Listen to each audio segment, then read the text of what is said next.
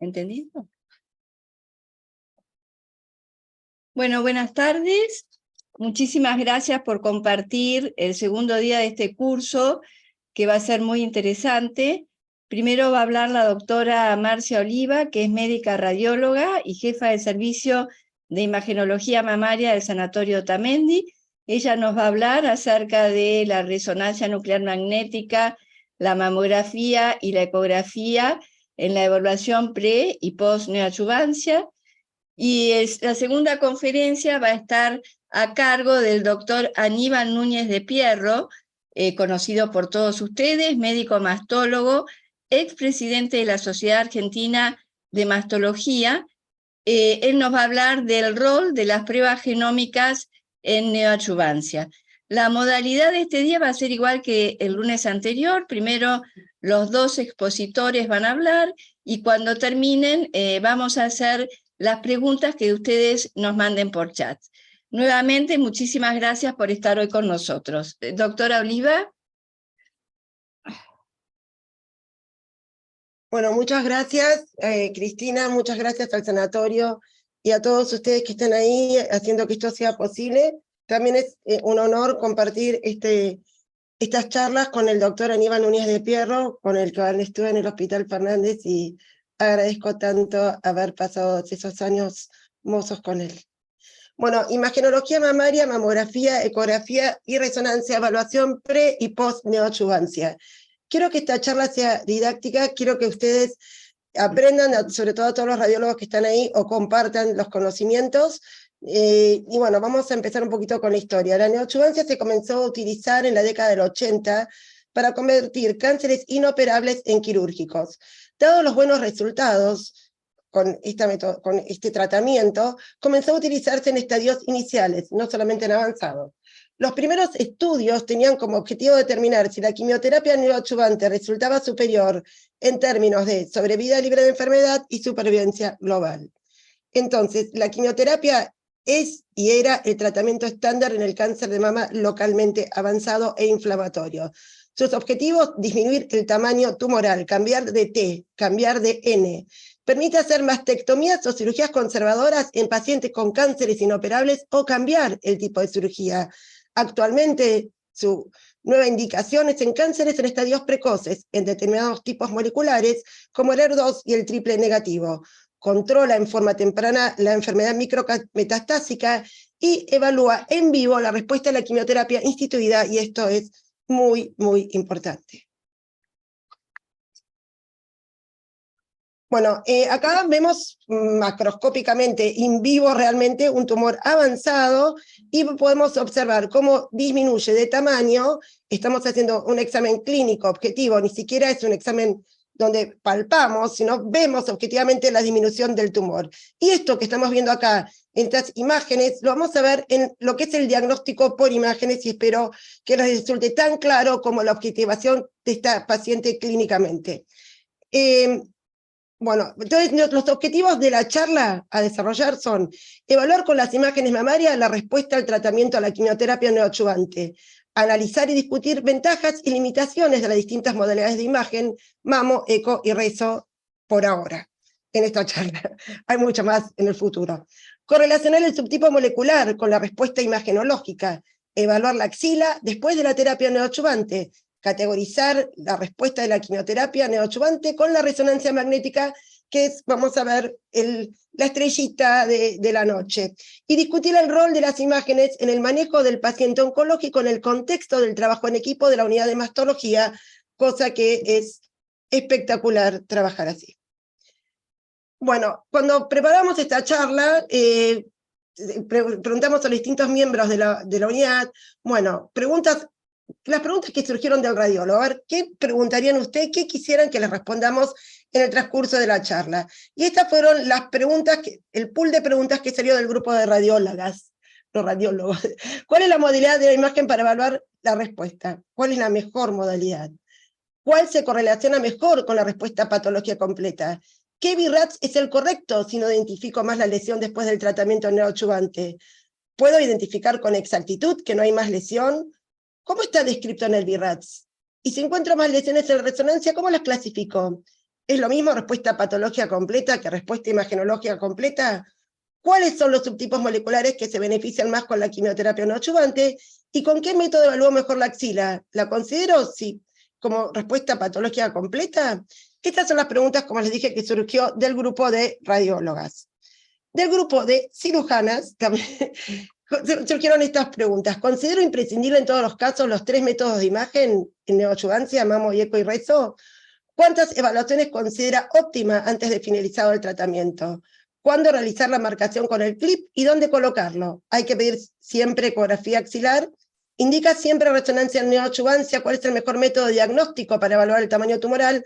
¿Cómo marco el ganglio? ¿El carbón va en el ganglio o en la grasa periganglio? Y esperemos responder a todas estas preguntas. Este es un ejemplo de la unidad en pandemia, paciente que consulta, como pasó en esa época oscura, con atraso en su diagnóstico, clínicamente una masa en el cuadrante superexterno derecho, como ustedes ven acá, y también en el hueco axilar fácilmente adenopatías con total pérdida de la imagen clásica de un ganglio.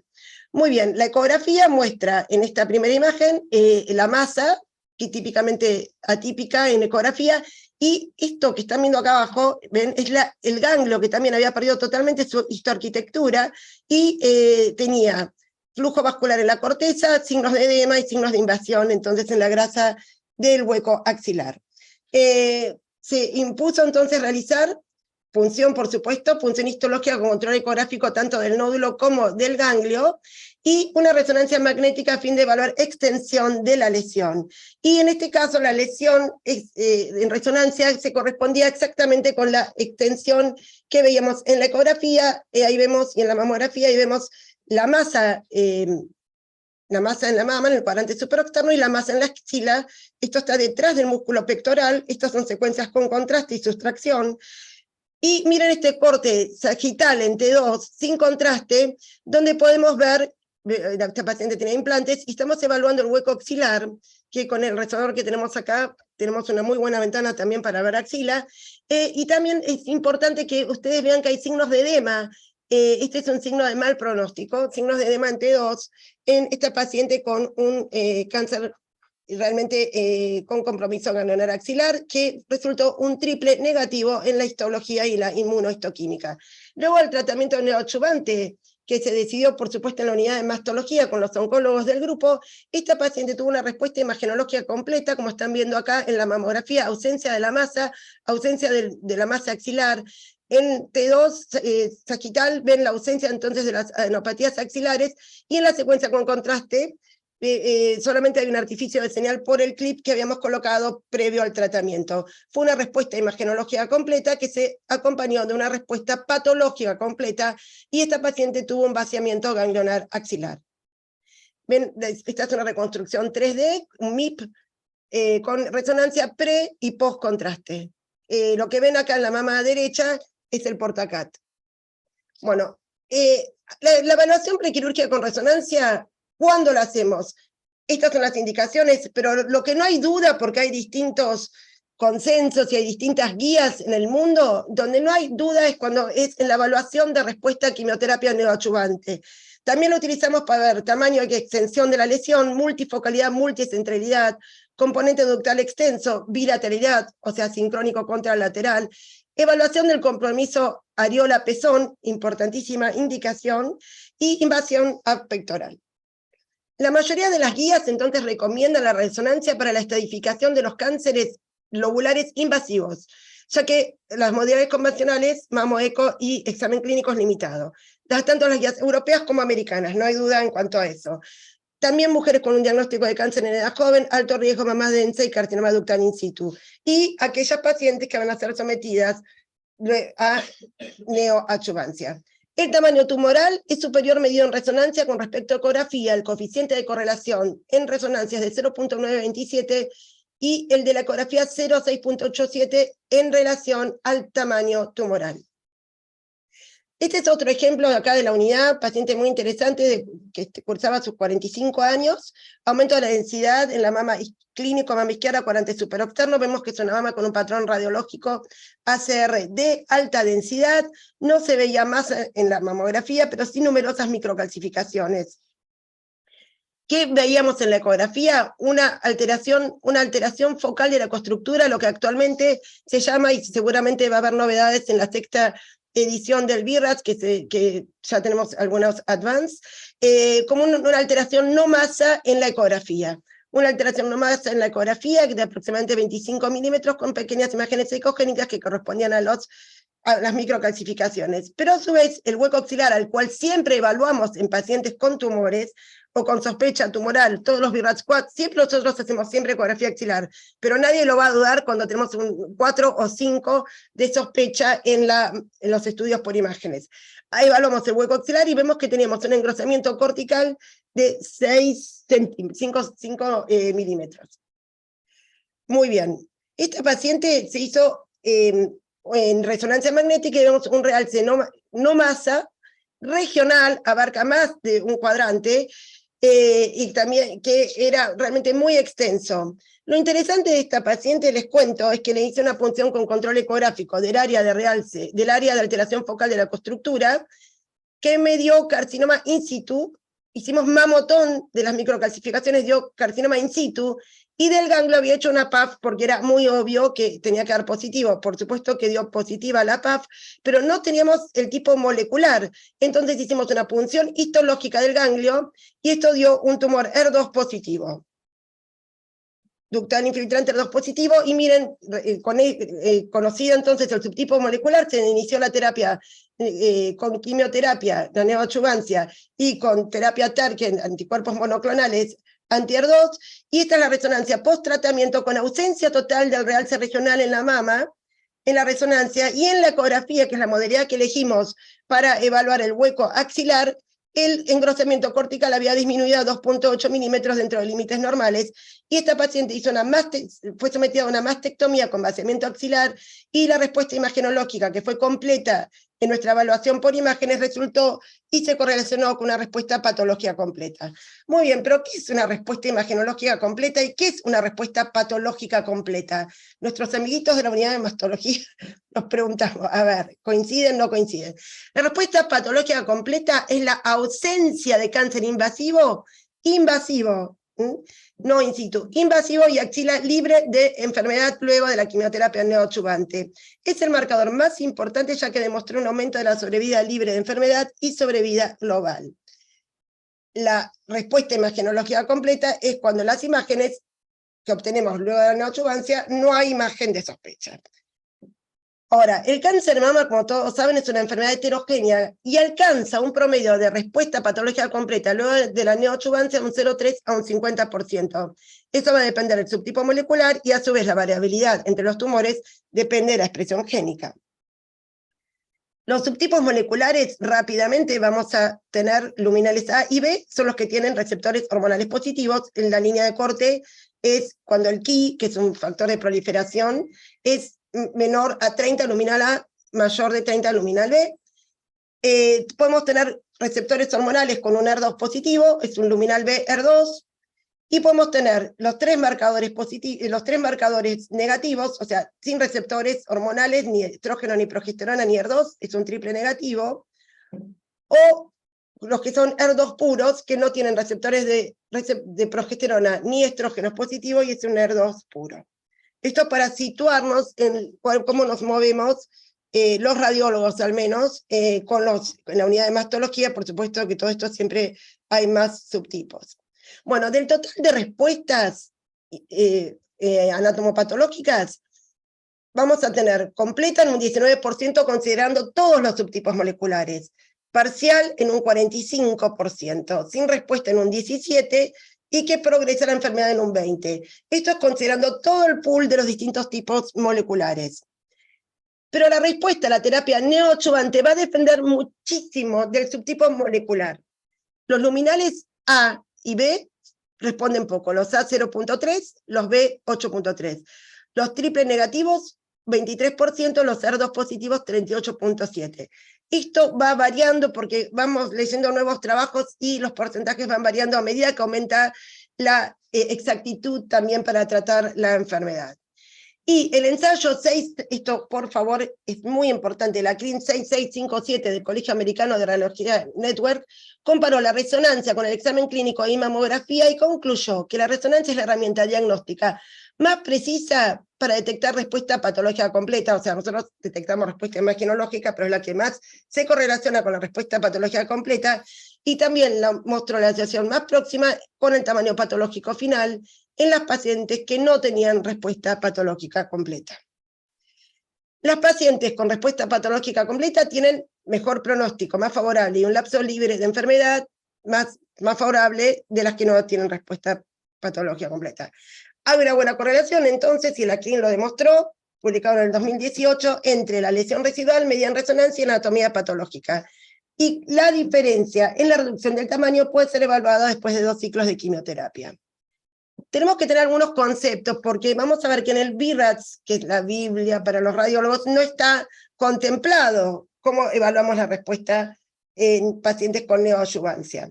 Bueno, Siemens y colaboradores crearon, y hay varios modelos, pero el modelo de cáncer, de carga de cáncer residual, y es el tamaño y extensión de la enfermedad residual invasiva, el número de ganglios y el tamaño mayor en el ganglio. Nosotros, ¿cómo evaluamos la respuesta al tratamiento con las imágenes? Bueno, evaluamos si es una respuesta completa, estable, parcial o nula, si hay tumor residual, dónde está, bueno, qué tamaño tiene y cuáles son sus características. O sea, evaluación clínica e imagenológica, y vamos a ver con ejemplos, esta evaluación imagenológica de una paciente también de pandemia, que venía con estudios de otra institución, aumento de densidad en mama derecha hora 6, menos una mamografía digital, y veíamos una mama con un patrón ACR-CD, alta densidad, una zona de mayor densidad focal, digamos, un aumento no nodular en la mamografía, asociada a microcalcificaciones. Tomosíntesis, que no mostraba, por la alta densidad no había mayores hallazgos, y la ecografía, nuevamente encontramos una alteración focal de la ecoestructura, una alteración no masa, en hora 6 de unos 25 milímetros de extensión. Teníamos entonces 2 imágenes, microcalcificaciones y alteración focal de la ecoestructura. Punzábamos las dos, ¿qué hacíamos? Se hizo primero una resonancia magnética, donde vemos claramente un realcenomasa segmentario que ubicaba todo el eje de hora 6, el plano anterior, con compromiso del complejo areola-pezón hacia el plano posterior, y decidimos entonces efectuar una única punción, ya que era una sola lesión, y esto resultó un carcinoma ductal, por supuesto infiltrante G3, ER2 positivo con un Ki de 30. Con este resultado histológico y de inmunohistoquímica se realizó terapia neoadyuvante anti-ER2, quimioterapia, y acá ven los resultados. Las imágenes superiores son previa a la neoadyuvancia, acá una reconstrucción MIP, y las inferiores, ausencia total, respuesta imagenológica completa, que también correlacionado con una respuesta anatomopatológica completa, ¿no? ¿Qué BIRATS ponemos? BIRATS 6. Por más que no tengamos imagen de tumor residual, esa paciente no fue operada, y esto es un BIRATS 6. Respuesta imagenológica completa al tratamiento instituido, haciendo un estudio comparativo con las imágenes previas al tratamiento. Pero este fue un caso feliz. Sin embargo, este que vamos a ver ahora, que es una paciente triple negativa, también joven, miren las resonancias pretratamiento, donde vemos una masa de contornos irregulares y heterogénea en su captación de contraste, que resultó que esto era un triple negativo, y luego del tratamiento, luego de 4 ciclos de quimioterapia neoadyuvante, no hubo reducción en el tamaño de la masa. Sí vemos reducción en lo que es el real separenquimatoso de fondo, pero la masa sigue persistiendo de igual tamaño, así que acá se suspendió el tratamiento. ¿Y cómo evaluamos entonces? Dijimos que el BIRATS no lo contempla. ¿Cómo evaluamos la respuesta en los tumores? La evaluamos con el criterio RECIST, que es un criterio de respuesta en tumores sólidos, no solamente en la mama como órgano, sino en otros órganos también. Y ahí tenemos que la lesión blanco es la más representativa y no más de 2 por órgano. Recomienda medir el diámetro mayor de la lesión. Cuando la respuesta completa es que no hay más lesión, parcial disminuye al menos 30% la suma del diámetro de la lesión blanco. Progresión es cuando aumenta al menos el 20% la lesión blanco, y también se considera progresión si hay nuevas lesiones. Y enfermedad estable cuando no hay modificaciones, y según estos criterios es que nosotros clasificamos entonces y tenemos en cuenta cuando hacemos el seguimiento a la neoadyuvancia. La resonancia es de las herramientas diagnósticas, de las modalidades diagnósticas, la que posee el mejor rendimiento para detectar tumor residual. Describimos la lesión, el tamaño de los 3 planos, también se puede sacar volumen, nosotros hacemos la descripción de las 3 medidas.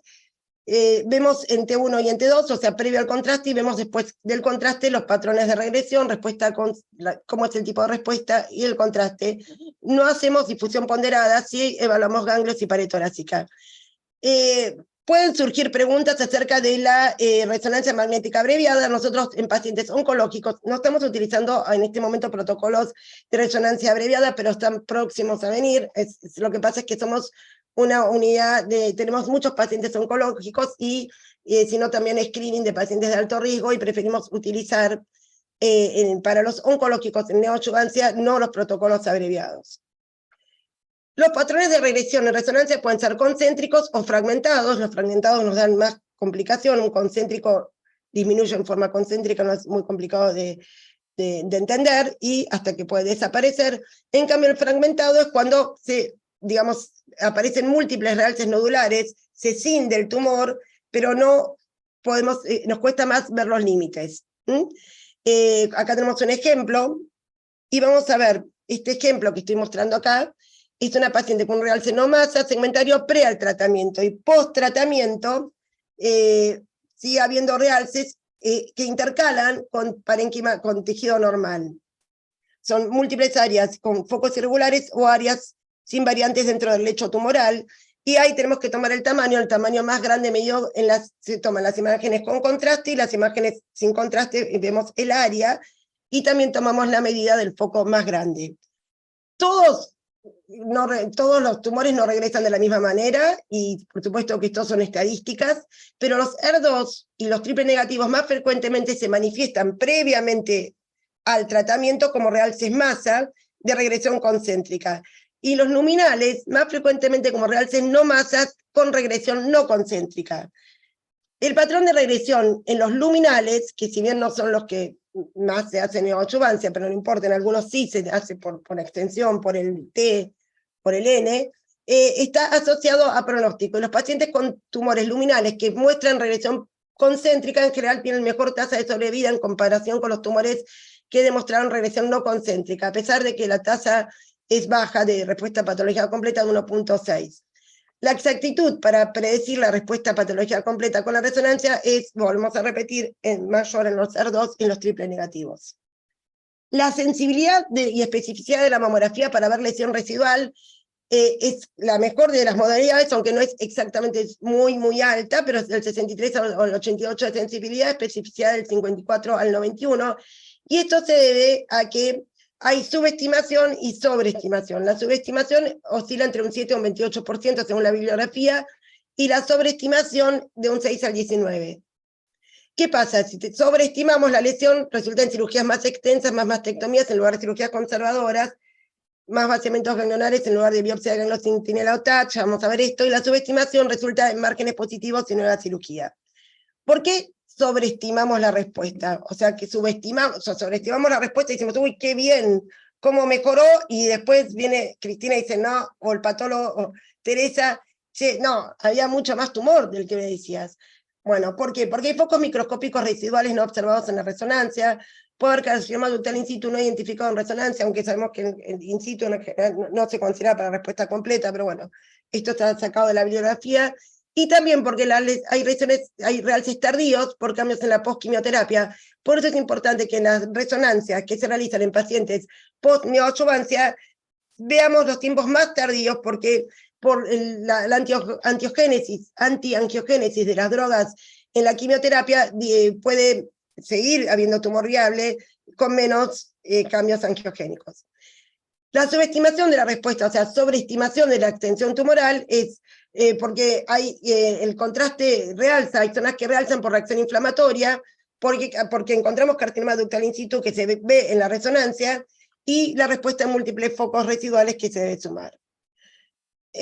Cuando se utilizan regímenes con taxanos en algunos tipos tumorales, vamos a tener más falsos negativos. ¿Por qué? Porque los taxanos tienen un gran poder antiangiogénico, y entonces vamos a tener que un 66% de falsos negativos en pacientes que tienen enfermedad residual, comparado con un 20% de falsos negativos en pacientes que no tienen regímenes con taxano. El realce parenquimatoso de fondo, en general, disminuye siempre con la quimioterapia neoadyuvante. Y la mamografía, las microcalcificaciones, es un tema que me interesa tocar. Esta paciente de 31 años, consultada por masa palpable, tenía un extenso grupo de microcalcificaciones, era una CRD, no veíamos nódulo por la alta densidad, y sí veíamos en la ecografía otra vez en la alteración focal de la ecoestructura o la alteración no masa, con una alteración global enorme de varios cuadrantes, de 2 cuadrantes al menos, con imágenes ecogénicas correspondían a las microcalcificaciones, y en la evaluación del hueco axilar, ganglios axilares con la alteración corticoideal. Esta paciente no realizó resonancia porque no tenía medios económicos para realizar resonancia, pero realizó, como vimos, fue luminal B por punción y realizó neoadyuvancia. Estas son las imágenes post-neoadyuvancia, donde no vemos cambios, salvo había menor, yo seguí a esta paciente, había menor densidad en el tejido glandular, pero las microcalcificaciones obviamente estaban estables, no habían desaparecido. Entonces la mamografía tiene menor precisión que la resonancia para evaluar la respuesta al tratamiento, sin embargo es útil para evaluar pacientes con calcificaciones, las cuales suelen permanecer en el lecho tumoral y su decisión es necesaria. En este caso, la paciente que fue sometida a una mastectomía había tenido una respuesta parcial, había lesión residual. Pero tenemos varios ejemplos de pacientes donde hay una respuesta completa, imagenológica en resonancia, pero las microcalcificaciones no desaparecen, porque la presencia de microcalcificaciones no se asocia necesariamente con tumor viable, pero sí, hasta donde le revisamos en la bibliografía, es necesario resecarlas, a pesar que tenga total ausencia de realce en la resonancia, pero las microcalcificaciones ocupan un enorme volumen de la mama, hay que resecar todas las microcalcificaciones.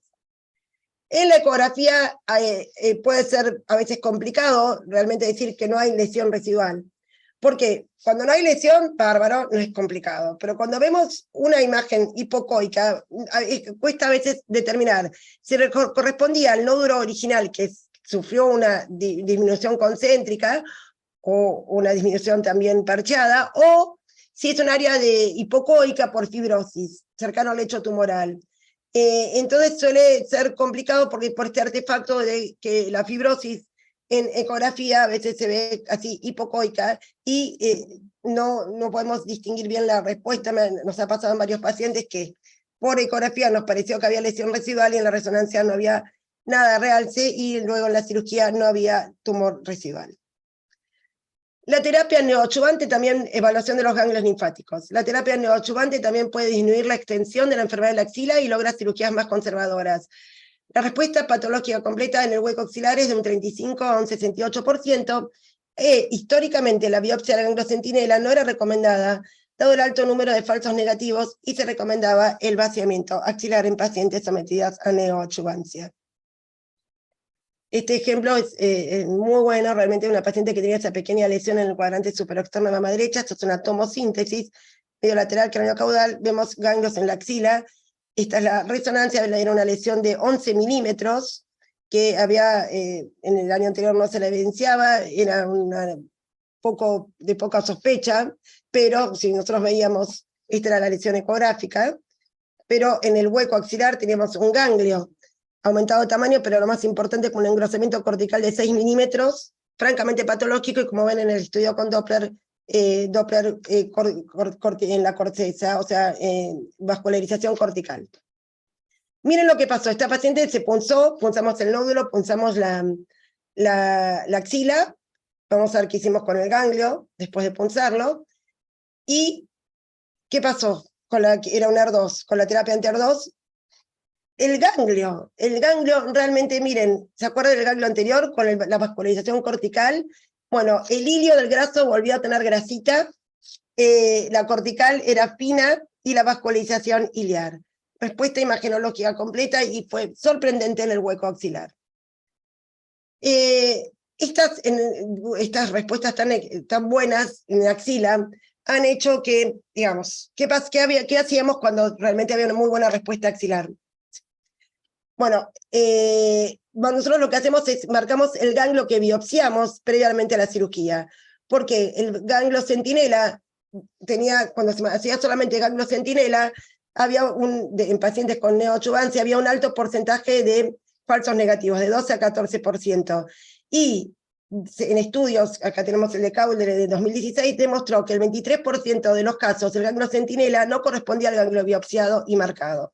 Entonces, lo que se hace actualmente es biopsia por doble marcación del ganglio centinela y del ganglio que biopsiamos, que como vemos en un 23% no coincide con el marcado, por supuesto con el patólogo al lado, y ahí el patólogo y el mastólogo deciden qué hacer. Luego, si no hay enfermedad o si hay enfermedad, no es un tema que me toque discutir a mí. Yo le digo acá, nosotros marcamos, cuando los cirujanos nos piden, marcamos con carbón, acá en la cápsula del ganglio, como ven acá, es tocogénico. Este es un ganglio, una adenopatía con pérdida corticoiliar, vemos el carbón en la cápsula del ganglio, y acá tenemos la biopsia, donde se ven perfectamente los dos ganglios marcados con carbón. Gentileza de la doctora Teresa Castillo.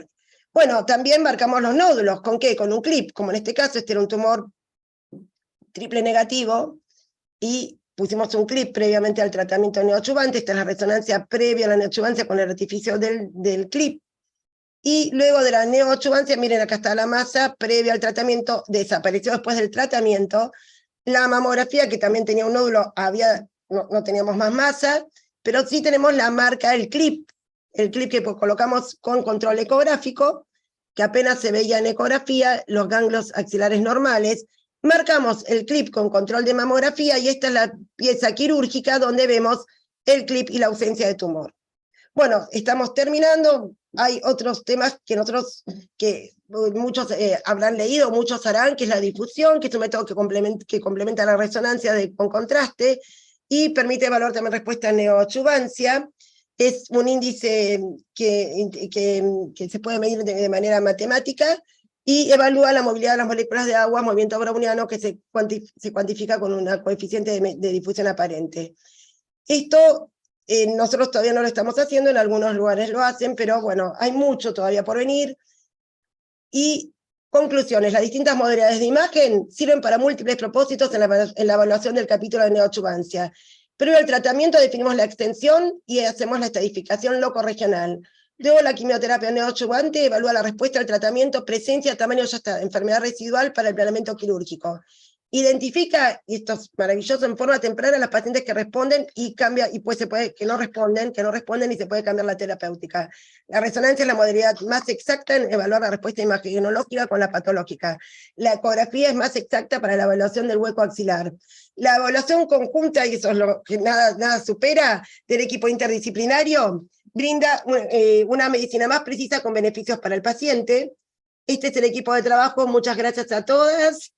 Trabajamos muy felices acá en la unidad de mastología y en el servicio de diagnóstico mamario del Otamendi, este es el servicio de diagnóstico mamario. Acá todos los miembros de la unidad de mastología y más, hacemos una medicina personalizada con anatomopatólogos, mastólogos, plásticos, ginecólogos, genetistas, oncólogos, radiólogos y radioterapeutas. Mientras tanto, los radiólogos y cirujanos deben estar trabajando en conjunto para maximizar la información de las imágenes y optimizar el tratamiento de las pacientes. Medicina personalizada junto al radiólogo, al cirujano, al oncólogo, al patólogo. Muchas gracias, y esta es la bibliografía. Muchas gracias. Bueno, muchísimas gracias, Marcia, por tu excelente presentación. Ya hay un montón de preguntas, pero primero, antes de las preguntas, vamos a darle paso al doctor Aníbal Núñez de Pierro, que nos va a hablar sobre el rol de las plataformas genómicas en neoadjuvancia. Aníbal, te escuchamos. Cómo no, buenas tardes. Muchísimas gracias, Cristina, y a la unidad del Sanatorio Otamendi por la invitación. Y por supuesto, más calurosas felicitaciones y afectos para Marcia, quien se cuenta dentro del rango de excelencia tope de imagenología en nuestro país. De eso no cabe ninguna duda. Vamos a ver entonces si compartimos pantalla.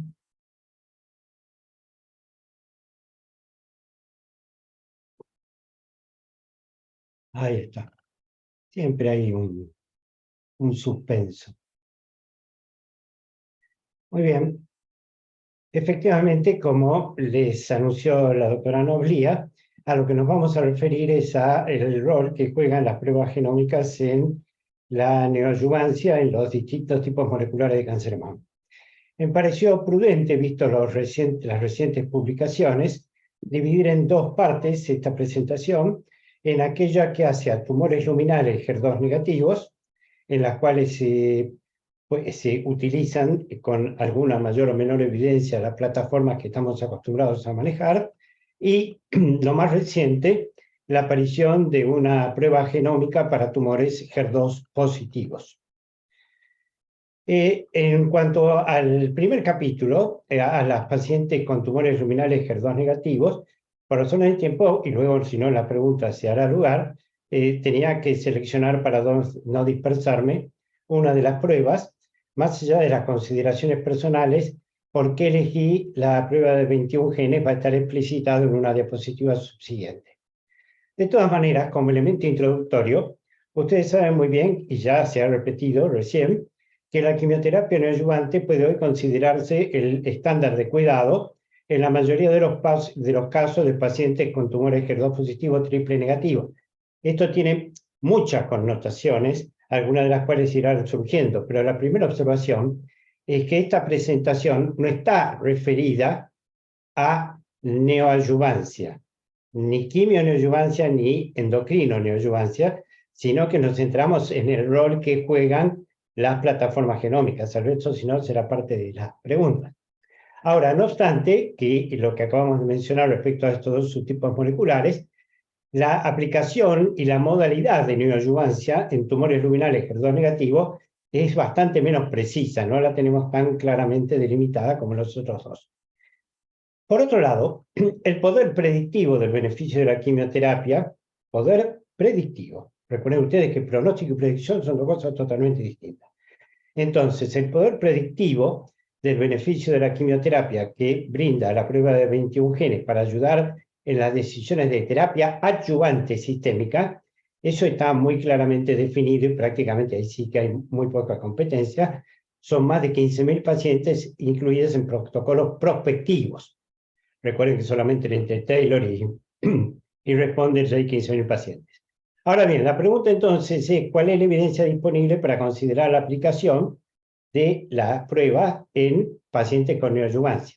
Y acá viene un poco la explicación. Digo, bueno, teníamos que elegir una más allá de, ustedes me han escuchado varias veces poner a propósito de una y otra prueba genómica, ¿por qué seleccionar la prueba de 21 genes? Esta es la última versión publicada de la guía NCCN, que es una de las más utilizadas internacionalmente, es la versión 4 de este año, y que ustedes ven como en el capítulo de neoadyuvancia tiene, yo creo que ustedes pueden ver mi cursor, Cris, ¿o no? ¿Sí? Ok. Si pueden ver mi cursor, verán que esta llamada, que arrastra desde aquí, está aquí relatada en lo que está en letra chica en la parte de abajo, en la que dice que si uno considera terapia preoperatoria, puede tomar en cuenta el uso de pruebas de expresión génica durante el trabajo inicial en pacientes posmenopáusicas con ganglios negativos, con receptores operables, por supuesto, con receptores hormonales positivos, HER2 negativos, y hay solamente dos referencias bibliográficas. El trabajo de Hiroshi Iwata, que es el NEOS, y el trabajo de Alison Pease. Como ustedes ven en la parte inferior, ambas referencias bibliográficas están referidas exclusivamente a la prueba de 21 genes. Por eso, más allá de que por razones de tiempo no se puede hablar de todas, elegí esta. La primera pregunta que cabe hacer es, está bien, pero si vamos a trabajar en neoadyuvancia, primero me tienen que demostrar que los resultados de la prueba genómica que voy a aplicar van a ser equiparables a los que obtendría del espécimen quirúrgico, estudiándolo en el espécimen quirúrgico. En realidad, ya hace unos años, en el año 2020, bueno, unos años, cada vez más rápido, hace 3 años, David Jakubowski y Frederick Benner produjeron un trabajo en el cual se evaluaba cuál era la factibilidad y la confiabilidad de un Oncotype DX en muestras histológicas, comparándolo con los resultados en especímenes quirúrgicos. Observen ustedes que el análisis incluyó un poco menos de 1 millón de pacientes estudiadas con Oncotype, y que 131.000, poco más de 131.000 de ellas, el Oncotype había sido realizado en core biopsies. Y lo primero que ven en cuanto a el éxito final, en un éxito final, ¿qué quiere decir? Que se pudieron expedir satisfactoriamente, sea sobre muestras de core biopsy o sobre muestras quirúrgicas, estuvo alrededor del 98%. En realidad, cuando uno estudia cuáles fueron las causales de material inadecuado, y esto hay que hacerle mucho caso a nuestros patólogos cuando nos dicen, resulta, a las causales de falta de éxito, es que lo más influyente fue el material inadecuado, es decir, la etapa preanalítica de conservación de la muestra. Y ustedes podrán decir, bueno, pero resulta que en core biopsies el material inadecuado fue el doble de muestras quirúrgicas. No, eso es en porcentajes absolutos, pero observen en realidad que en las core biopsies la etapa analítica fue mucho más satisfactoria que en la cirugía. En realidad, ustedes saben muy bien que las muestras mejor condicionadas para estudios genómicos son las muestras pequeñas, bien fijadas, bien seleccionadas. Las otras depende de en cuánto fórmula lo pusieron, cuánto tiempo tardaron, cuánto quedó en la heladera, etc. Pero quiere decir que en ese punto son perfectamente comparables. Ahora, está bien. Era importante saber, bueno, pero entonces, el resultado del Recurrent, que es lo que a mí me interesa, ¿fue comparable en uno y otro caso? Esperen que desplazo, perdón. Al tratar de moverme yo, pasó la diapositiva. Ustedes tienen ahora a la derecha de la pantalla los gráficos de crestas o gráficos de distribución, en los cuales se ve el resultado de core biopsies, de las 113.500 core biopsies, comparado con las muestras quirúrgicas. Observen la mediana de resultados recurrentes, 16, 16. Y los intercuartilos de distribución o intervalos de confianza, como quieran. Acá, 10 a 22, 11 a 22. Pero uno puede decir, está bien, esto es global, pero tal vez hay diferencia en algunos de los subtipos de los genes que se estudian con esta prueba. Acá tienen los 4 grupos, que podemos distinguir en la prueba de 21 genes, los que marcan expresión de receptores de estrógeno, expresión de progesterona o de expresión del HER, y luego veremos también los de proliferación. Observen ustedes que cuando se evaluaron por RT-PCR cuantitativa, la expresión de SR1, el gen codificante del receptor de estrógeno, del receptor de progesterona o el RBB2, fueron con medianas exactamente igual, tanto en la muestra de core biopsy como en la muestra de cirugía. Ven que todos los números son idénticos. Y si vamos aún más en detalle, si había alguna diferencia de acuerdo al grupo etario de la paciente estudiada o al estatus del compromiso ganglionar. Se hizo lo mismo, se comparó en grupos etarios menores hasta 50 años y mayores de 50 años. Acá tienen 186.000 core biopsies comparadas con 732.000 biopsias quirúrgicas, y ustedes ven como la morfología de las curvas es exactamente igual, tanto por grupo de edad como por estado ganglionar. Observen ustedes en este caso las pacientes con axilas negativas o con axilas con micrometástasis o con macrometástasis. El grupo de pacientes con axila desconocida era lógico cuando se trataba de core biopsies. Uno puede no tener el compromiso axilar porque esto lo va a revelar luego la anatomía patológica. Entonces, queda claro que la muestra es perfectamente estudiable y es igualmente confiable en micromuestra que en macromuestra, por lo tanto aplicable para neoadyuvancia. Ahora bien, recordemos que la quimioterapia neoadyuvante no logra en los tumores luminales HER2 negativos resultados comparables en términos de respuesta y particularmente de respuesta patológica completa que se obtienen los tumores HER2 positivos triple negativos. En realidad, con quimioterapia neoadyuvante, la tasa de PCR en muy pocas series superan el 5 al 8%. Recién Marcia habló muy bien de entre un 0,3 y un 8,2%. Sí, en realidad a algunos les fue muy mal, pero nunca estaba muy lejos de esto. Ahora, además, muy importante, la PCR en los tumores luminales HER2 negativos tampoco tiene ni la significación pronóstica, ni la significación asistencial que tiene en los tumores HER2 positivo y triple negativo. ¿Cómo es esto?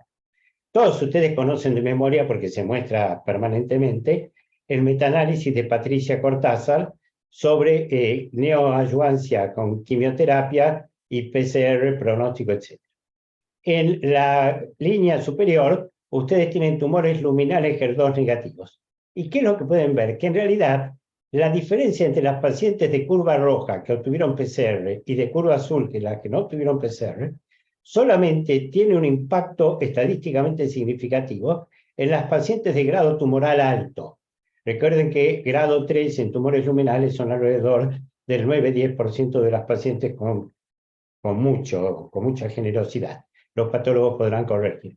Mientras que en los triple negativos o en los HER2 positivos, tanto en aquellos con expresión o sin expresión de receptores hormonales, las diferencias pronósticas son muy sensibles. Entonces estamos que no tienen el mismo impacto como subrogantes pronósticos en los tumores luminales.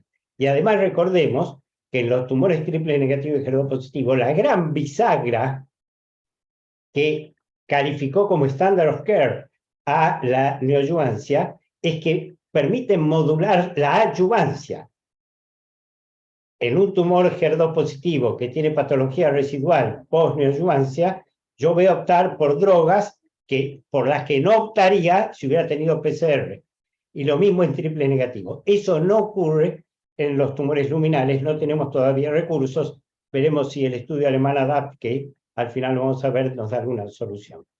Entonces, en el escenario asistencial, lo que está en gris más clarito ya lo vimos, y entonces nos queda de todas maneras cuál es la significación de la neoadyuvancia en estos tumores luminales HER2 negativos. Permite la optimización o buscar la optimización de las condiciones de cirugía, reduciendo el tamaño tumoral, reduciendo el compromiso axilar y, si ello se logra, optar por un downstaging. Y en este contexto es que es donde nos preguntamos, ¿la neoadyuvancia endocrina es una alternativa válida para la neoquimioadyuvancia en pacientes y la selección de estas pacientes para una u otra forma de modalidad puede estar avalada por pruebas genómicas? Los trabajos que compararon neoadyuvancia endocrina con neoendocrinoadyuvancia son muy viejos. Es un trabajo de Vladimir Semilazov del año 2007, en que, sin disponer de plataformas genómicas, comparó quimioterapia moderna, benzorucina paclitaxel, con inhibidores de aromatasa. Y la realidad es que si ustedes observan la tasa inferior, la respuesta clínica por palpación fue igual, la respuesta completa por imagenología fue igual, las respuestas parciales fueron iguales, no hubo diferencia significativa, e incluso la tasa de cirugías conservadoras. Y un elemento muy importante es que no hubo tampoco diferencia en supervivencia libre de enfermedad. Quiere decir que al logro primario de ver si yo obtenía algún grado de respuesta y podía mejorar las condiciones quirúrgicas, estaba logrado sin impactar en el pronóstico oncológico. Luego se sucedieron numerosos estudios, he traído solamente algunos. Ustedes saben, desafortunadamente, la doctora Marcia ha dado una excelente exposición en español y la mía viene, como siempre, en algoritmos numéricos. Así que me van a disculpar por eso, pero bueno, yo creo en el valor de las estadísticas. Y resulta que acá tienen una revisión y un metaanálisis de casi 3.500 pacientes, en las cuales efectos de indicadores como respuesta clínica, de PCR, de respuesta imagenológica o de tasa de cirugía conservadora, adecuadamente seleccionados, no hubo diferencia entre pacientes que fueron a neoadyuvancia química y a neoadyuvancia endocrina.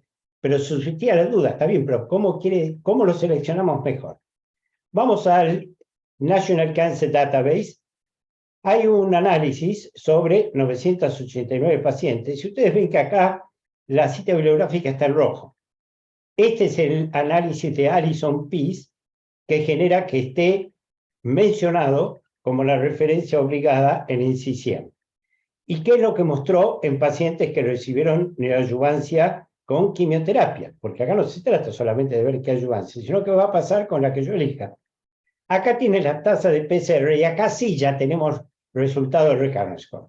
Los cutoff que vamos a tener son los anteriores a lo que estamos usando ahora, porque estos análisis son previos a la publicación de Taylor y de Responder. Pero ¿qué podemos ver? Que la obtención de PCR en mama o en axila estaba estrictísimamente ligada al valor de recurrence score. Obtenían tasas razonablemente aceptables de PCR, alrededor del 10% en mama y del 28% en axila, solamente las pacientes que tenían un recurrence score de 31 más. Las pacientes que tenían recurrence por debajo de eso, en particular en mama, obtenían tasas de PCR paupérrimas entre el 2.2 y el 1.6%, con recurrence score entre 0 y 17 y 18 y 30.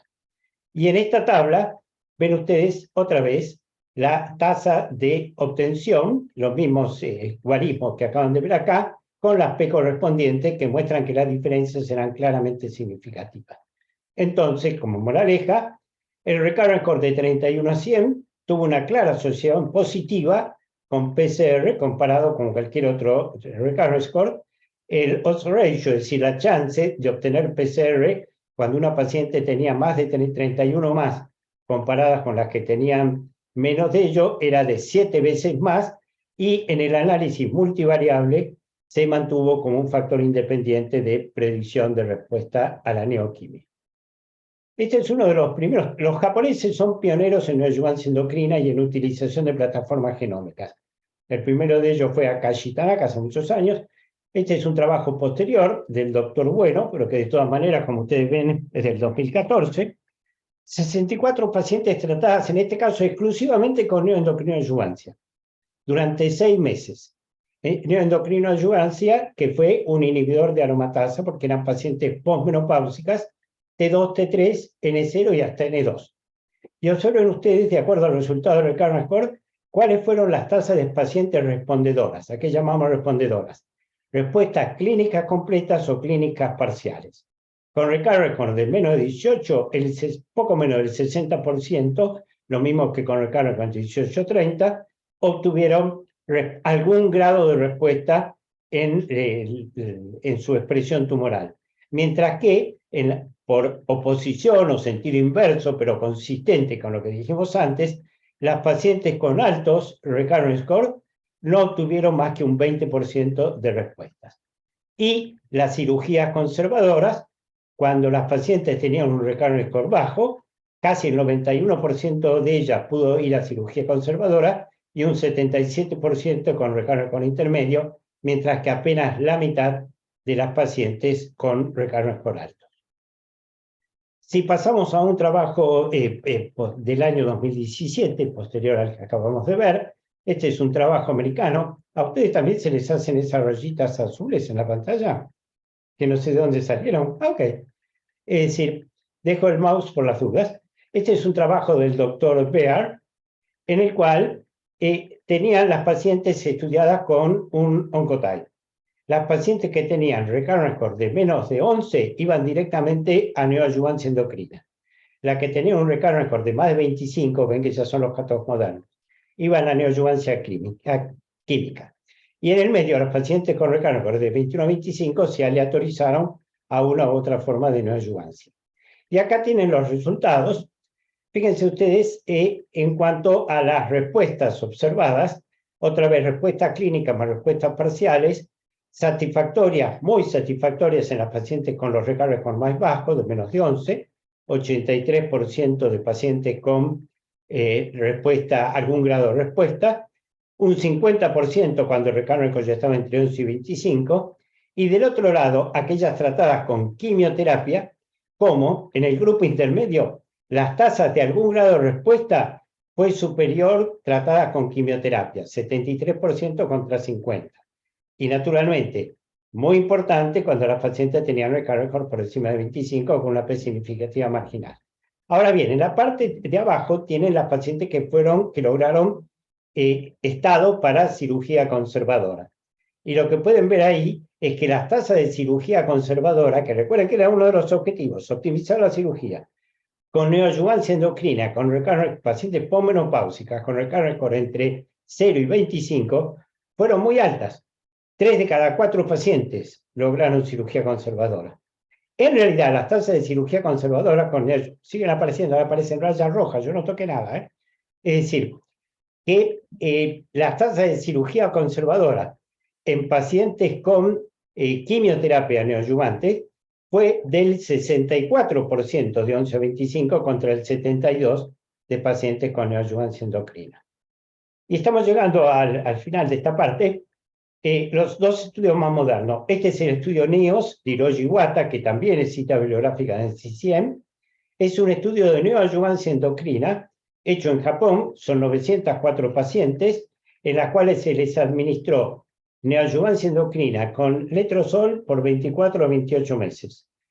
Luego se vio cuál era la evolución clínica. Las pacientes que progresaban eran sacadas del estudio e seguían con quimioterapia, si quieren ustedes así decir, de rescate.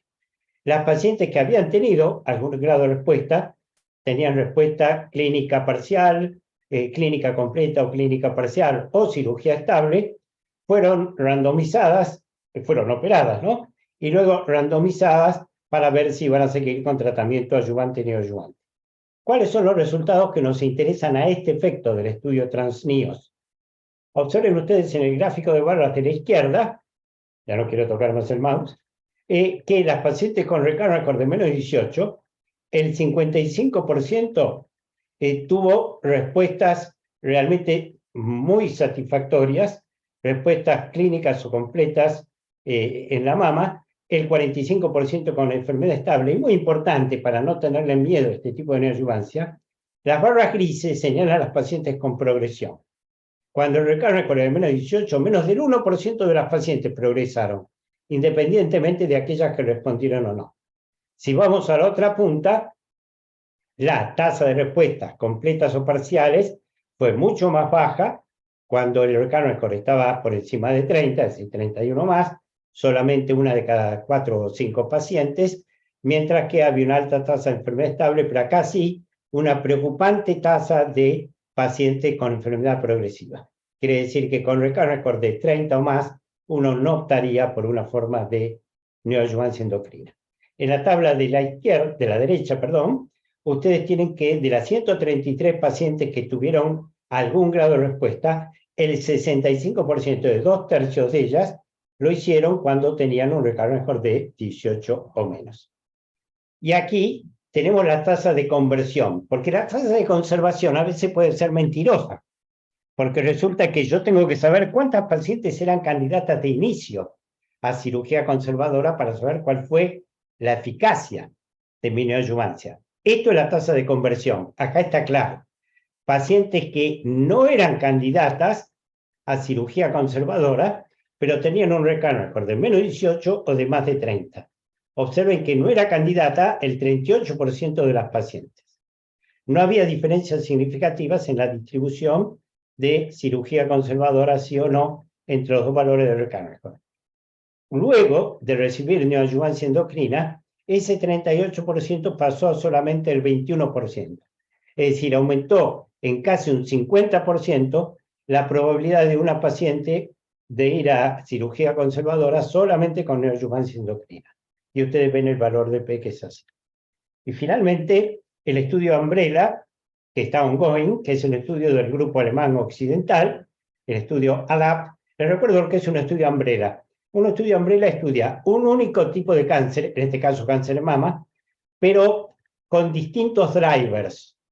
Por ejemplo, Ki67, expresor de receptores hormonales, y va cambiando la rama de tratamiento, son estudios dinámicos, va cambiando la rama de tratamiento a la medida que se desarrolla. Tiene una parte de adyuvancia y una parte de neoadyuvancia. ¿Cuáles son en la parte de neoadyuvancia lo que nos interesa saber? Estudia a las pacientes mediante un recurrent score, tiene un oncotype, que se hace en una muestra de core biopsy, si la paciente fue a neoadyuvancia, o en una muestra de cirugía, si la paciente no fue a neoadyuvancia. El Ki67 dinámico, que ahora vamos a ver qué es, y tiene una cosa muy interesante, un concepto muy interesante que es el de inducción endocrina. En el gráfico ustedes ven, en la parte de neoadyuvancia, como la paciente tiene una core biopsy. En ella se estudia el recurrent record y el Ki67. Luego recibe no neoadyuvancia endocrina, sino un inhibidor de aromatasa, o tamoxifeno en este caso, pero un inhibidor de aromatasa, durante muy breve tiempo, 3 o 4 semanas. O sea, no es una, es simplemente para ver qué impacto biológico tiene la administración de hormonas sobre ese tumor. Luego, mediante otra biopsia o mediante cirugía, en el esquema de adyuvancia, por digo, esto trabaja para las dos cosas, el recurrent score no se repite, pero sí se repite el Ki-67, porque eso se habla de Ki-67 dinámico. Y entonces se generan tres categorías. Se considera pacientes de bajo riesgo y candidatas para endocrinoterapia sola, sea neoadyuvante o adyuvante, a las pacientes con axila negativa o con hasta 3 ganglios y un recurrent score de menos de 11. Esas pacientes, el grupo alemán las considera directamente candidatas a endocrinoterapia. Recuerden que es el mismo grupo que hizo el estudio Plan B, también con Oncotype. En cuanto a las pacientes de riesgo intermedio, son aquellas con axila negativa o axila hasta 3 ganglios y recurrent score de 12 a 25, que a su vez se generan dos grupos de acuerdo al resultado del Ki-67 dinámico. Las que tenían un Ki-67 del menos del 10% de entrada, muy bien, a endocrinoterapia sola, de entradita. Aquellas pacientes que tienen un Ki-67 de más del 10% de entrada, pero que luego el Ki-67 bajó al 10%, también endocrinoterapia sola.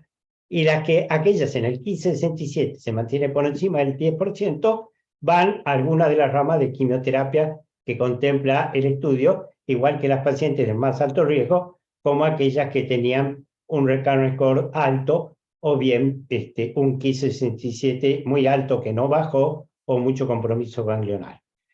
¿Cuáles son los resultados que hasta ahora conocemos de la DAP? Estos son los resultados de la parte de quimioterapia, que vuelve sobre algo que ya mencionamos. Las pacientes con recurrent score de menos de 25 o de más de 25, pero cuyo Ki-67 disminuyó a menos del 10% luego de la inducción endocrina, acá ustedes tienen las tasas de obtención de PCR. Las pacientes con quimioterapia, con recurrent score de menos de 25, es decir, de muy bajo riesgo, con quimioterapia obtuvieron otra vez una tasa muy pobre de respuesta patológica completa, apenas el 7.2%, que se elevó a más del doble en las pacientes del grupo de riesgo alto. Y si comparamos de esto de riesgo alto los dos subgrupos, aquellas que arrancaron con un recurrent score de más de 25 o aquellas que arrancaron con un recurrent score menor de eso, pero no tuvieron un Ki-67 que cayera por debajo del 10%, como otra vez la quimioterapia es activa básicamente en las pacientes con más alta tasa de proliferación, no en las de menor tasa de proliferación. Y la última diapositiva de la DAP, estos son los resultados sabidos con endocrinoterapia cuando se compararon los dos subgrupos que van a endocrinoterapia. Aquellas que de entrada tenían un recurrent score de 11 o menos, aquellas que tenían un recurrent score de 12 a 25, pero que el Ki-67 dinámico las mandó a endocrinoterapia, y ustedes pueden ver como para supervivencia libre de enfermedad invasora, supervivencia libre de enfermedad a distancia, supervivencia global, los resultados fueron comparables en cualquiera. Ven que las diferencias es 1,3, 0,7, 0,7. Naturalmente, las tasas, la respuesta a inducción fue superior en las pacientes que recibieron inhibidores que en las pacientes que recibieron tamoxifeno, y fue superior cuanto más bajo fue el recurrent score. Quiere decir que resultaba predictivo de la respuesta endocrina. Entonces, como conclusiones de esto, la prueba de 21 genes es factible en muestras de core biopsy, sus resultados son consistentes con los obtenidos en piezas quirúrgicas. El resultado del recurrent score es pronóstico en el subgrupo de neoadyuvancia. Un recurrent score alto sugiere peor pronóstico y predice una mayor tasa de respuesta con quimioterapia. Pero recuerden, las pruebas genómicas no son para evitar quimioterapia, son para elegir la mejor terapia para ese paciente individual. El recurrent score bajo sugiere mejor pronóstico y predice muy satisfactorias tasas de respuesta con neoadyuvancia endocrina. Los recurrent scores más bajos van a obtener un mayor índice de PCR con esta forma de tratamiento, y en última instancia ambos van a ser comparables, los obtenidos con neoadyuvancia endocrina o con neoquimioterapia, pero naturalmente con menor toxicidad. Y por lo que nos aportaron el ADAPT y el NEOS o el TransNEOS, el resultado del recurrent score entonces puede orientar las recomendaciones para la selección de las pacientes para neoquimioterapia o neoendocrinoterapia, esto es lo que nos dice la Umbrella, e incluso, veremos si lo cumple, el NEOS nos promete que luego nos responderá la adyuvancia mejor para las pacientes de acuerdo a cómo le fue en la neoadyuvancia endocrina. Vamos a los tumores HER2 positivos. Esto es una plataforma mucho más nueva, está desarrollada en Barcelona, en el grupo de Lightsprat, lo cual es un aval de calidad. Es una prueba de Aníbal, 20... ¿querés arreglar tu pantalla? Porque el problema lo tenés vos, ¿no? Acá, ¿eh? Tengo que cerrar y volver a abrir, si quieren. Ah, bueno, entonces, si no te Eso depende molestan de lo las que lo líneas... moleste. A mí no, No, no. a mí Bueno, no. bueno, entonces No, no. seguí. Vos tenés... No, después te la vuelvo a mandar porque la que te mandé ya la cambió. Ya la cambié. Pero si querés subir luego la presentación sin rayita, subí la presentación sin rayita. Es decir, esta es exclusivamente para tumores HER2 positivos. No importa si luminales HER2 positivos o enriquecidos puros. ¿Cuáles son las características básicas de esta prueba? No he descrito las características básicas con Oncotype, pues sería empezar por la prehistoria. Pero esto es muy nuevo, entonces vale la pena hacer una descripción. Es un estudio de 27 genes aplicable exclusivamente a pacientes HER2 positivos. Utiliza también muestras fijadas e incluidas en parafina. El algoritmo molecular, porque tiene un algoritmo molecular y un score final.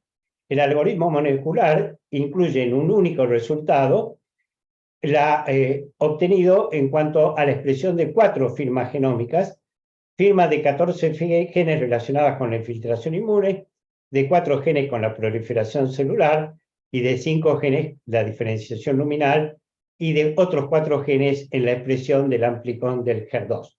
Si a ustedes les resultaba engorroso el tema de las plataformas genómicas que venimos utilizando hasta ahora, esta es para que empiecen a tomar aspirina, porque es una plataforma incluso mucho más compleja. Para el informe final de la prueba, el resultado del score del algoritmo molecular se incluye o se integra matemáticamente con 2 elementos de la anatomía patológica: el tamaño tumoral y el estado ganglionar. ¿Y cuáles son los resultados que ofrece la prueba? Da 2 tipos de resultados. Tiene valor pronóstico y valor predictivo. Vamos a ver qué significa esto. Acá tienen ustedes cómo se validó la prueba, no nos vamos a detener en esto, son múltiples cohortes, más de 1.800 pacientes para el score pronóstico, alrededor de 800 pacientes para el score predictivo. Predictivo quiere decir cuál es la probabilidad de que yo tenga PCR con el tratamiento neoadyuvante, y para el amplicón del HER2, que luego lo voy a explicar. Acá tienen ustedes los grupos, vieron que distinguíamos distintos grupos de genes, de inmuno, de proliferación. Dice, ¿para qué me tiró todo esto? A ver que me explique, ¿para qué me sirve? Esto es bizantino, si no, no. Observen ustedes a la izquierda el score de riesgo, es decir, el score pronóstico del HER2-DX. Observen cuáles son los drivers de mal pronóstico. Los drivers de mal pronóstico son la expresión de los genes de proliferación, el tamaño tumoral y el estado nodal. Los de buen pronóstico son la expresión de los genes inmunorelacionados y los relacionados con la expresión de los receptores hormonales, mientras que el amplicón del HER2 en este caso es irrelevante. Para predicción de probabilidad de obtener PCR con el tratamiento adecuado, los drivers son diferentes. Son de pronóstico negativo los luminales, que es consistente como todo lo que dijimos antes, los luminales, el tamaño tumoral y el estado nodal, y son positivos los de proliferación, los de respuesta inmune y los del amplicón. Estos se validaron desde el punto de vista pronóstico, les muestro un solo gráfico. Ustedes acá ven 2 indicadores duros: supervivencia libre de enfermedad a distancia y supervivencia global, como efectivamente a 5 años, porque la prueba es nueva, no tiene mucho más para seguimiento que esto, las pacientes eran capaces de ser categorizadas bien por la prueba como de bajo riesgo, de alto riesgo, 95% de supervivencia libre de enfermedad cuando eran de bajo riesgo, con 11 puntos porcentuales menos cuando eran de alto riesgo para enfermedad a distancia, y casi un 2% de diferencia de supervivencia. Es decir, tiene una muy buena validación como nivel pronóstico. Acá esto ha sido convalidado incluso recientemente en un papel que se publicó hace unos 15 días, más o menos 20 días. Hay un estudio muy interesante en HER2 positivo, que es el estudio que hace de es el obstáculo de decir, ¿por qué no todas las pacientes HER2 positivos van a neoadyuvancia? ¿Por qué algunas siguen yendo a adyuvancia? Tomamos el tamaño tumoral o los ganglios, lo que sea. ¿Qué es el estudio APT? Muy brevemente, ustedes ven arriba a la izquierda, el estudio APT son pacientes posmenopáusicas con axila negativa y tumores no mayores de 3 centímetros que fueron tratadas exclusivamente con paclitaxel y trastuzumab. Y ustedes ven por los gráficos y por las tablas que en realidad el resultado, la evolución de esta paciente fue excelente, 98% de supervivencia libre de enfermedad. Entonces, era muy importante saber si en esta paciente de muy buen pronóstico, la prueba también aportaba algo. En el análisis que publicaron los autores del APT, resulta que el HER2-Dx también resulta pronóstico diferencial, pero si le cambian los valores de corte. Se lo dejo ahí picando. Si se utilizan los valores de corte que publicó el grupo de Alex Pratt, que son las curvas de arriba a la derecha, en realidad ustedes ven que están prácticamente superpuestas, de buen pronóstico y mal pronóstico. Si ese valor de corte originalmente es 50, baja 32, ven como la prueba también en esta paciente de muy buen pronóstico de HER2 es capaz de distinguir unas de otras y reforzarnos la selección para pacientes que no vale la pena llevar la neoadyuvancia, ni vale la pena hacerle antraciclina, ni vale la pena hacerle combinaciones de taxanos o carboplatino, porque andan muy bien con tratamientos menos tóxicos. Esto se corrobora incluso en las tasas de PCR. Cuando el HER2-Dx dice que la paciente era de bajo riesgo, la probabilidad de tener baja probabilidad de PCR, efectivamente, apenas el 23% de las pacientes obtuvieron PCR contra 42% cuando decía que era la probabilidad de la intermedia o el 73% cuando la probabilidad era alta. Y acá, otra pregunta que responde el HER2-Dx es si estas conclusiones que fueron estudiadas primariamente para la neoadyuvancia con trastuzumab y quimioterapia eran igualmente válidas para la neoadyuvancia moderna que combina trastuzumab con pertuzumab. Si vamos directamente a la tabla de la derecha, ustedes ven que efectivamente las pacientes con un bajo riesgo tenían una PCR de apenas el 30%, que se iba al 63% en el riesgo intermedio y al 92% cuando el riesgo era alto, el score, mejor dicho, el score era alto. Quiere decir que sigue siendo válido aún para la combinación de trastuzumab-pertuzumab. Esto es un ejemplo de cómo viene el informe. Tiene 3 valores informados. El riesgo de recaída, es decir, el valor pronóstico, cuando el score es, acá hay un ejemplo, el score es 14. Ojo, esto no se lee igual que a veces leemos las otras plataformas. Este es el resultado numérico, como si dijera el recurrent score dio 14. Eso, con un score de HER2-Dx de 14, abajo tienen la descripción, viene en el informe, el disease-free survival de estas pacientes es del 97%, demostrando que son pacientes de muy bajo riesgo para la condición que está especificada para la paciente en particular que se estudió. Eso lo muestra la flecha azul de arriba a la derecha. ¿Cuál es la probabilidad de PCR para esta paciente? El poder predictivo, entonces, de lograr PCR en pacientes tratadas con neoadyuvancia endocrina. En este caso, el score fue de 61 y la probabilidad de obtener PCR es de menos del 50%, es del 42%. ¿Y para qué servía el famoso amplicón que quedó ahí colgando? Un término exótico y encima todavía no me dijo ni siquiera para qué sirve. Bueno, el amplicón estudia la riqueza de la expresión del ERBB2, que es el nombre del gen que codifica el HER2, en la paciente en particular. ¿Y para qué sirve? Ellos afirman que es predictivo de la probabilidad de que la adición de algo a trastuzumab como terapia anti-HER dé o no dé resultado. En este caso, la paciente tiene un score de expresión del amplicón del ERBB2 del 65, es decir, alto. Y eso abajo dice, implica una alta probabilidad de respuesta a TDM1 si fuera el caso post-neoadyuvancia. Acá tienen un poco más discriminado esto.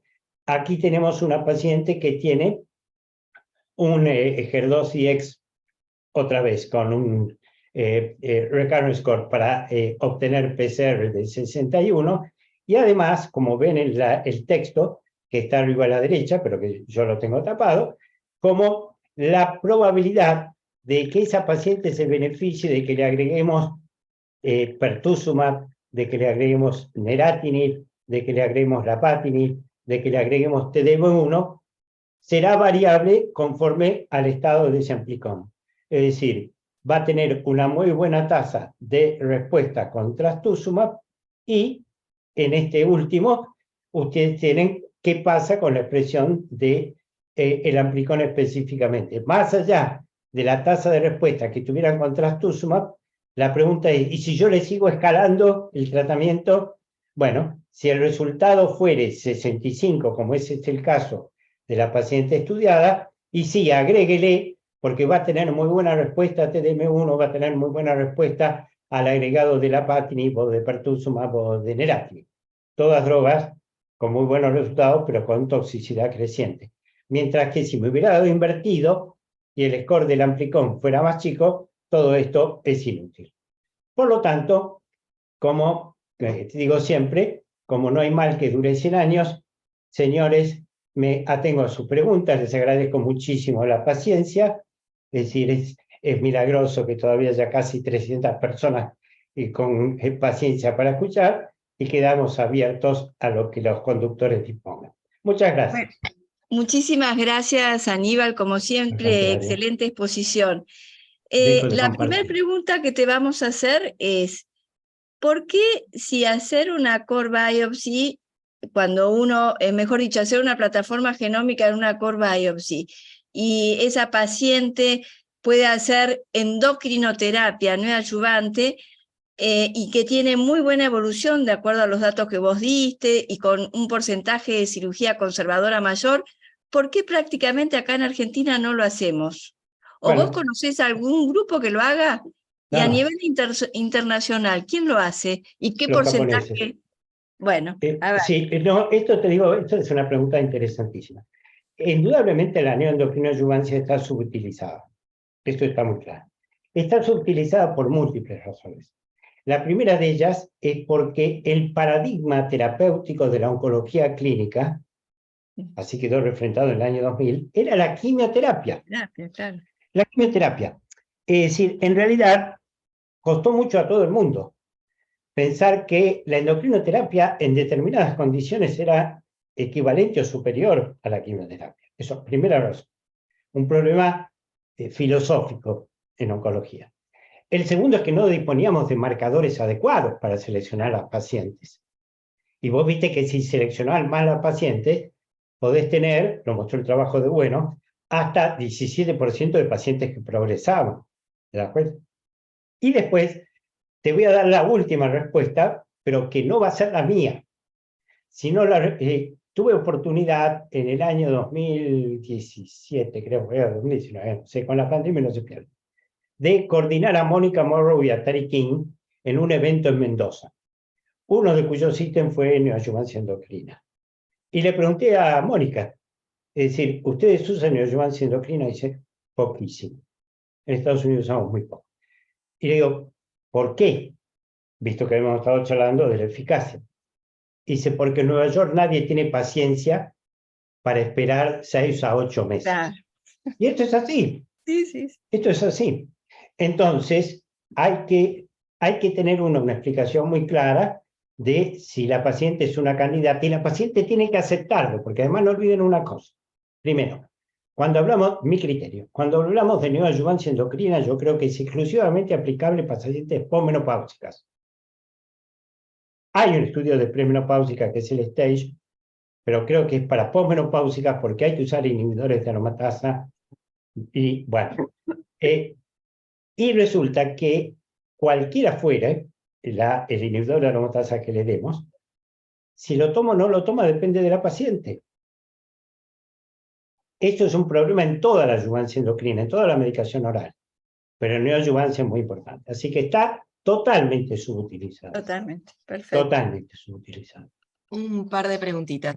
Bueno. ¿Sabes si hay casos pedidos acá en Argentina para el uso como para neoadyuvancia en Oncotype?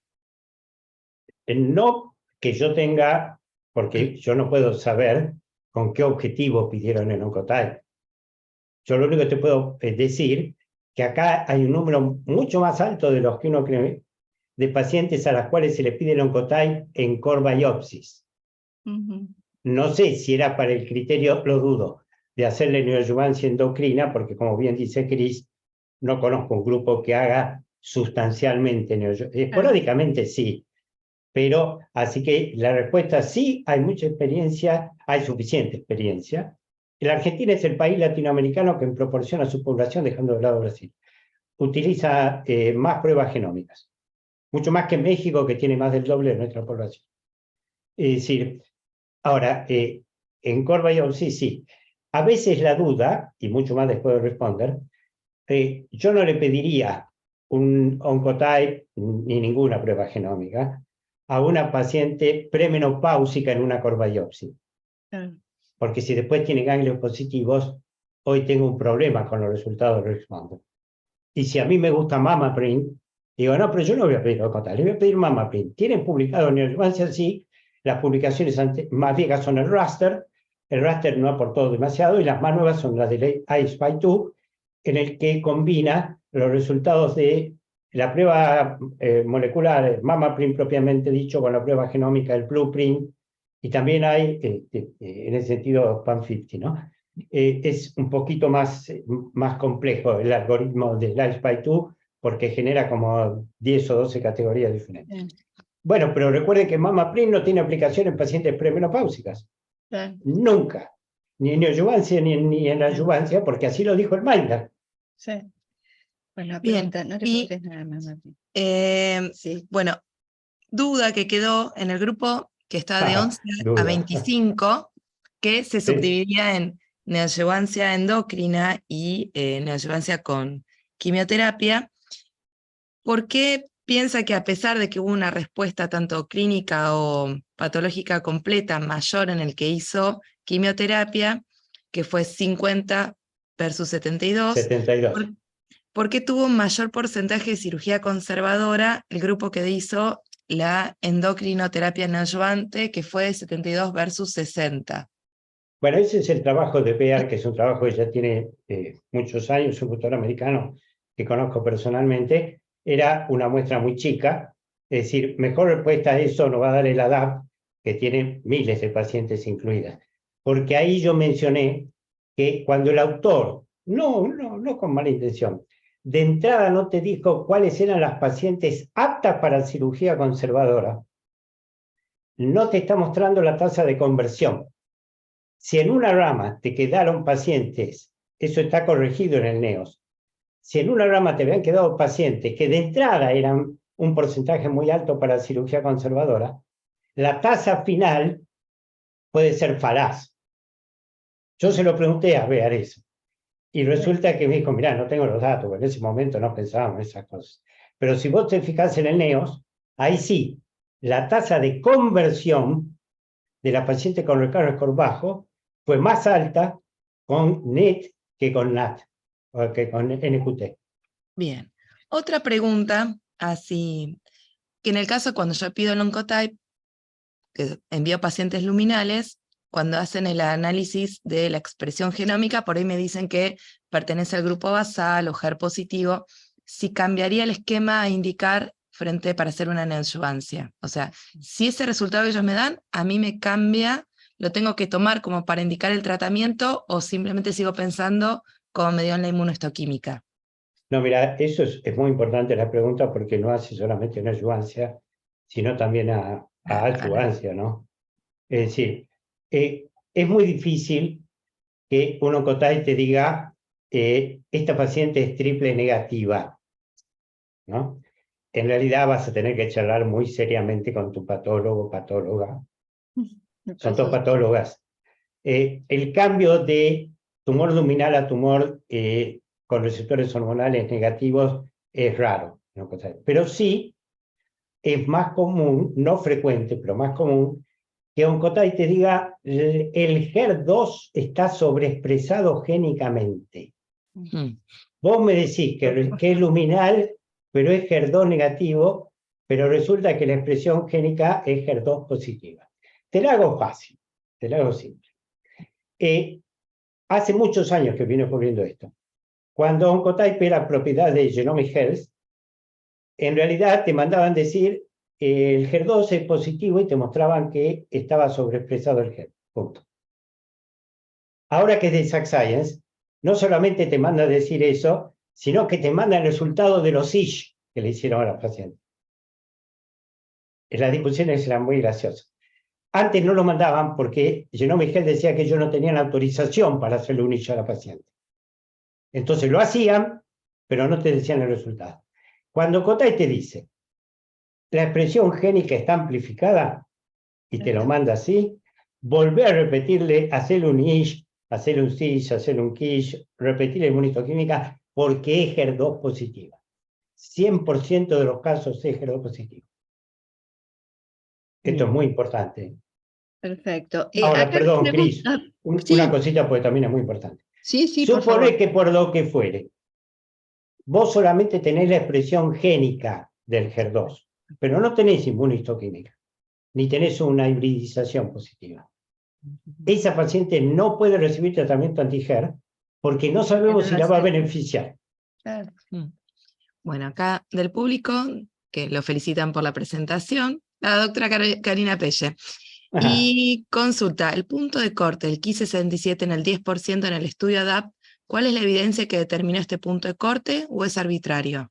No, esto nace, Ki-67 menor de 10, recuerden que es una categorización de Taylor-X. ¿Se acuerdan? Las pacientes, toda la evidencia acumulada con Oncotype hizo que a aquellas pacientes que tenían recurrence de 0 a 10 no se les indicara, ni siquiera fueron aleatorizadas, todas fueron endocrinoterapia. Y hay el WSG, el West German Study Group, adopta el 10 tomando el antecedente de su propio estudio de un estudio prospectivo que se llamó Plan B. Solo que, como son alemanes, eran originales, y ahí dijeron 11. Ahora se corrigieron y dijeron 10, ¿no? Porque toda la evidencia dice que a esa paciente hacerle quimioterapia en buen romance es al divino botón. Entonces no es aleatorio. La siguiente pregunta es, ¿por qué 10? Porque a veces uno se pregunta, ¿y por qué en Taylor se tomó 10? Era 18, ¿por qué era 17? ¿Por qué se tomó 10? Perdónenme, va en español. Después, si quieren, lo traducimos. Porque los análisis estadísticos masivos de los resultados de Oncotype, piensen en 1 millón de pacientes que estudiaban esta prueba, mostraron que 10 era el mayor resultado de recurrence score, que proyectado en su peor intervalo de confianza, la tasa de recaída a distancia no superaba el 10%. Por eso se eligió 10 en Taylor-X. Perfecto. Y por eso lo obtiene la DAP. Una pregunta también del público es, preguntan si ya se comercializa en Latinoamérica el estudio HER2-DX. El estudio es centralizado. Ahora, si la pregunta es si ya se puede pedir en Latinoamérica, sí. Conozco oncólogos que lo han solicitado. Muy pocos, naturalmente, muy pocos. Esto se preguntó recientemente en un foro estuvimos en Córdoba, en Rosario. Bueno, en Rosario se presentó y se le preguntó al público, había muchos oncólogos, qué pensaban de la prueba. La mayoría creen que todavía tiene que esperar un poco, pero están muy confiados y muy entusiasmados con lo que la prueba puede proporcionar. Pero efectivamente a tu respuesta, la respuesta es sí, acá hay gente que ya lo ha pedido. Bien. Después es todo lo que puedo decirte, ¿no? Bien, algunas preguntas acá para la doctora Oliva. Sí, mil gracias, Aníbal, ¿eh? Al Igual, contrario, Excelente Marcia. todo, pero quédate, no te Gracias. vayas. No, claro, Ahora, no. por ahí aparece Mac. Si Por ahí está aparece Marcia, Mac. ¿cómo ahora me le voy a van a ir? hacer preguntas a Marcia. Mil gracias. Al Estuviste contrario. excelente como siempre. Bueno, Sí, claro. pregunta Mercedes Arrupe, ¿qué se correlaciona mejor con el tamaño tumoral patológico, la ecografía o la resonancia postneo? No, bueno, si lo vimos en la charla, la resonancia postneo y bueno, está la CRIN el 667, que demostró mejor correlación de resonancia con la respuesta patológica completa que otras modalidades. Si uno lo comparó, en este caso, con la ecografía, lo comparó con la mamografía, pero hay otros también trabajos y hay metaanálisis que la resonancia magnética es la que mejor se correlaciona. Bien. La siguiente pregunta es si tiene experiencia con la mamografía con contraste en la evaluación de pacientes post-quimioterapia neoadyuvante. No, no tengo experiencia, tampoco hay mucha experiencia en el país, creo que hay un solo equipo en este momento, pero sí leí trabajos y bueno, se piensa que en los que tiene muy buena correlación, la resonancia, se piensa, no, si no está demostrado en algunos trials que tiene muy buena correlación, la mamografía con contraste, si bien se indica para aquellos pacientes en este momento las cuales no pueden hacerse resonancia por algunos motivos como claustrofobia, intolerancia, eso, pero sí puede ser utilizada como una herramienta en el seguimiento de la neoadyuvancia. Otra pregunta al público es si si los quimioterápicos en general disminuyen el realce de fondo o algunos en particular porque sabe que los taxanos sí lo realizan, no sabe si el resto. Sí. No, la quimioterapia neoadyuvante en general sí disminuye el realce parenquimatoso de fondo. En todas las pacientes tratadas hay una disminución. Lo que pasa es que los taxanos en general, en particular, está demostrado en ese trabajo que mencioné, que se asocia a un número de falsos negativos de un 60% versus los demás a un 20%. O sea que realmente los taxanos, por su capacidad antiangiogénica, disminuyen muchísimo y pueden darnos resultados falsos negativos. Eso es lo importante. Bien. Otra pregunta es, ¿cuál es el tiempo adecuado posneoadyuvancia en que se debe realizar la resonancia mamaria prequirúrgica para la evaluación? No. Bueno, yo hablé de que a los 2 ciclos ya podemos ver respuesta, bueno, no es que hablé, sino que está en todos los trabajos publicados, que en los 2 ciclos de neoadyuvancia, de quimioterapia, ya podemos ver resultados. Pero no se hace eso en general, no, se hace cuando se terminan los 6 ciclos. Ni bien se termina la neoadyuvancia, no hay una contraindicación, ella puede hacerse la resonancia para llegar al tratamiento quirúrgico, ¿no? Voy a aportar algo. Acá en la unidad de mastología, como en todas las unidades, cuando vienen pacientes que han hecho neoadyuvancia, es muy simple. Antes de la cirugía, le pedimos una reso, una ecografía y una mamografía, vemos cuál fue el resultado imagenológico y clínico, se presenta en el Ateneo Multidisciplinario, insistimos en esto, y ahí decidimos la conducta, si hacemos cirugía conservadora o mastectomía. Perdón, ¿eh? No. Bien. Otra pregunta es, ¿a qué se asocian las micros post-tratamiento en la mamografía? ¿A necrosis? No, estamos hablando de pacientes que se presentan con microcalcificaciones. Entonces, se presentan con microcalcificaciones, si tenemos la suerte de hacerle también una resonancia después de la neoadyuvancia y no hay evidencia imagenológica de lesión residual, a mí me preguntan, ¿y tengo que sacar las micros si ya no hay más lesión residual? No, sí, hay que sacar las microcalcificaciones igual. No, son las que se presentan como asociadas a la enfermedad de base, de esas microcalcificaciones estamos hablando. ¿Puedo aclarar algo? Las microcalcificaciones no desaparecen con la neoadyuvancia. Creo que vi una vez una sola paciente en mi vida que no sé por qué desaparecieron, pero no desaparecen. Cuando nosotros tenemos un tumor, por más que haya una respuesta imagenológica y una respuesta clínica completa, si la paciente está llena de microcalcificaciones, lo mejor es sacarle la mama, por más que haya respondido. ¿Por qué? Porque el seguimiento de esa paciente va a ser muy difícil. Entonces, por eso tenemos en cuenta las microcalcificaciones post-neo. Por más que no sean parte del tumor, nosotros tenemos que pensar que para hacer una cirugía conservadora no solamente tiene que haber una relación tamaño tumoral, tamaño mamario, sino que esa paciente tiene que ser bien seguida. Y si tenemos una mamografía llena de microcalcificaciones, es imposible. Es imposible, tal cual. Bueno, otra pregunta es, si tengo una respuesta imagenológica completa en la mama, pero los ganglios aún son patológicos, ¿cómo se concluye? ¿Es una respuesta incompleta o una respuesta? Sí, es una respuesta incompleta, sí. Que la definición es ausencia de enfermedad en la mama y en la axila. Bien. Otra pregunta es, a veces es difícil encontrar el clip por ecografía cuando no se ve el nódulo para marcar prequirúrgico. ¿Algún tip para facilitar la búsqueda? No, mira, yo voy siempre a lo seguro. Si el clip en general lo marco salvo que lo vea muy claramente por ecografía, lo marco por mamografía, que es la mejor manera de verlo. No sé si ¿Ah? hubo alguna Bueno, pregunta más. Ahora. Priscila, ¿vos tenés alguna pregunta más o ya terminamos? Esas son todas las preguntas. Bueno, primero le quería agradecer a los dos oradores porque realmente hemos aprendido muchísimo hoy, han dado 2 charlas espectaculares.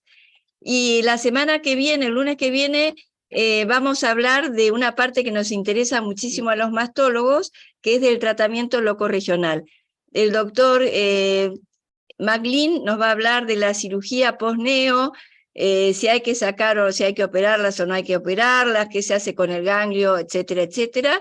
Y luego la doctora Luisa Rafailovici nos va a hablar sobre el rol de la radioterapia en neoadjuvancia. Bueno, muchísimas gracias a todos. Va a pasar un aviso dominical. 2 avisos parroquiales. parroquiales. La semana que viene les va a llegar el mail con el link y un código de ingreso para que puedan ingresar directamente a la charla y no lo tengan que andar incorporando a la sala de espera. Lo otro es, las clases van a estar subidas grabadas al canal de YouTube del Sanatorio Tamendi, así que los van a poder ver ahí, y los certificados se van a enviar cuando finalice todo el curso vía mail. ¿Sí? No se olviden de completar el link. Bueno, muchísimas gracias Aníbal, buen viaje. Gracias. Disfruta tu viaje. Gracias Marcia, Gracias excelentes a ustedes. exposiciones. Gracias. Hasta el lunes. Gracias, un beso, Hasta luego. muchas gracias.